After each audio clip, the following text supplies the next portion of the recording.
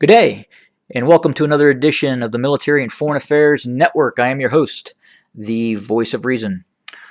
So, in this episode, I wanted to talk about the Grand Renaissance Dam that is located inside of Ethiopia. And as we know, there is ongoing disputes between Ethiopia, the Sudan, and Egypt. So, what would be the options for the Sudan and Egypt if hostilities continue to worsen with Ethiopia in terms of options for the Grand Renaissance Dam?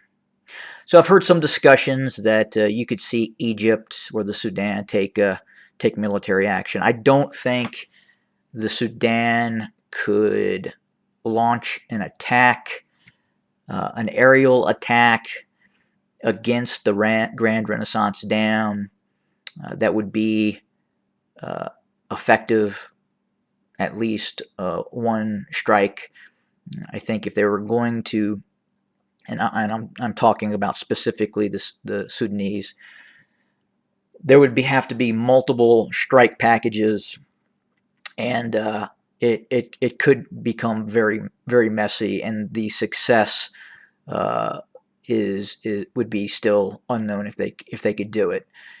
And it's simply the Sudanese do not have a precision strike capability, a very good precision strike capability. Most of the aircraft that they use are dropping what we would call dumb bombs, meaning it's pilot skill, and they may have a few laser guided systems that have been provided that are older Russian systems that exist.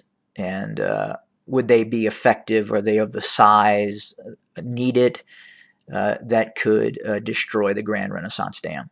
No, probably not.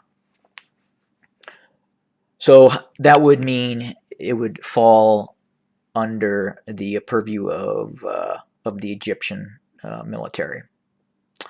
Yeah, the Egyptians obviously have Mirage 2000s. They have various versions of the F-16. I don't know if many people actually know this, but many of their F-16s were actually produced in Turkey.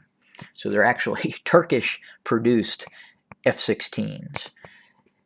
And that's no knock on Turkey. These are very good F-16s to the standards of what Lockheed Martin would produce.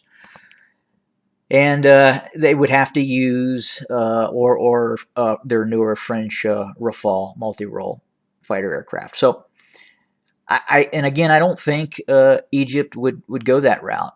I think it could possibly violate certain end user agreements with these systems that the Egyptians have purchased, and the international outcry would be horrendous because the Egyptians would be utilizing American or European targeting pods. These are the pods that would precisely locate, identify, and then use the targeting pods to guide munitions, laser-guided bombs, or GPS-guided bombs into their targets on the Grand Renaissance dams. So you could just imagine the public outcry of the media when they learn that U.S. or European munitions and just the precision guided capabilities that were provided to the Egyptians to take out a civilian project with a lot of foreign assistance and foreign help, and it would not be a good optic. So I think that route is pretty much eliminated. What about a military option? What about if there were an actual ground operation by Sudanese forces, maybe backed by Egyptian attack helicopters. They have the Apache and other resources. Well, there's not a lot of infrastructure in this area to build up said forces. I mean, you can see one road here, and then obviously there's no bridge networks here, and this looks like it's a dry riverbed that probably could be easily crossed, but it would take a while to build up forces in this area to again launch a military operation. And the Ethiopians could probably garner enough localized forces to make it somewhat difficult for a Sudanese attack in this area. Obviously, it's very hilly, very rugged. It definitely provides for the defender. Again, large mountain ranges here that provide excellent defense, especially if the axis of advance was coming down the Blue Nile and prior to running into the actual Grand Renaissance Dam is this hill country and mountain ranges. So again, that would be very difficult. What about clandestine operations with intelligence services and special forces?